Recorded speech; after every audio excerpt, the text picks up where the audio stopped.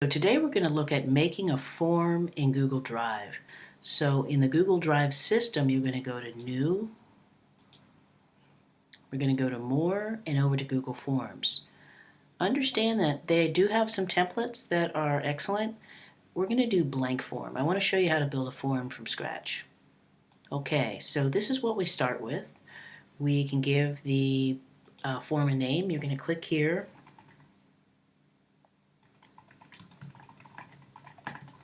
Visitor information form. It says it's saving.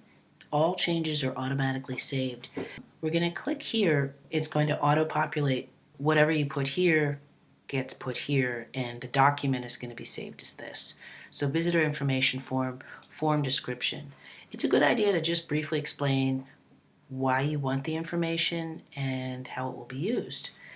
That's basic. It's something. It's better to provide a brief explanation than nothing. So we're going to move into the form itself. When you click down here, you're going to see the form come to life. Here's where you type your question, options for the question. You can choose the type of question. You can duplicate the question, you can delete it, and you can require it. So I'm going to do first name, and it's reading that and saying, do you want a short answer?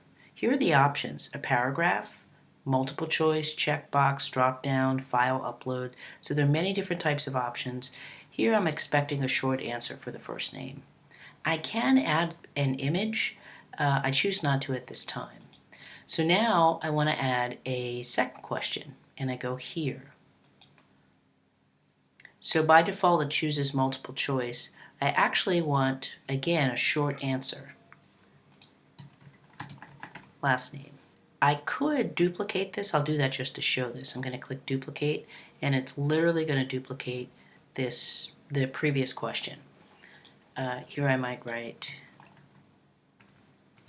email address. Enable email collection setting. Let me click on that. This form will collect email addresses. Okay, great. Google Forms has automatically moved this up to the top, and it's going to check. When we test the form, it's going to see if it's valid. Okay, so we have first name, last name. We have email address first name, last name. Let's add another question. This is for the dog walking business, which I covered in previous videos. How many dogs do you want walked? I'm going to keep this multiple choice. 2 dogs, 3 dogs. Okay. How often do you want your dog walked? Every day? Every other day? Twice a week? 3 times a week. And it says add option, add other. Let's give the person the option to indicate some other arrangement. This is a classic yes, no.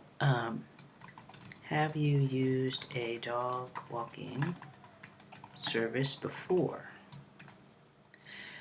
So the form senses yes and no. So I can just click on these and it'll automatically be created. Now let me pause here, and I'm going to go to the preview button so we can see what it looks like. So there are 2 views. There's a production view, which we were in, and this is the preview. So this is what it would look like to visitors. Email address. I'm going to actually say, okay, so must be a valid email address. There is no @ here, so that's what there's a built-in validation, because you don't want the person to complete the form, send it to you, and then this is incorrect. So if I say test@gmail.com, then it's going to be fine. If I delete it, it says this is a required question. Now I don't actually have to engage with the form right now. I did want to engage with this to show you how that email validation works. How many dogs do you want? 2, 3. So multiple choice the name is misleading. You can only make one choice. It's either 1 dog, 2 dog, or 3 dog. You can't do 2 and 3. How often do you want your dog walked? It's going to be one of these or other, and then I can say, Tuesdays, Fridays, every other Thursday, something like that. Oops. And again, it's either one or the other, yes or no, and then they would submit. We are not submitting, we are just checking. I'm going to go ahead and close this.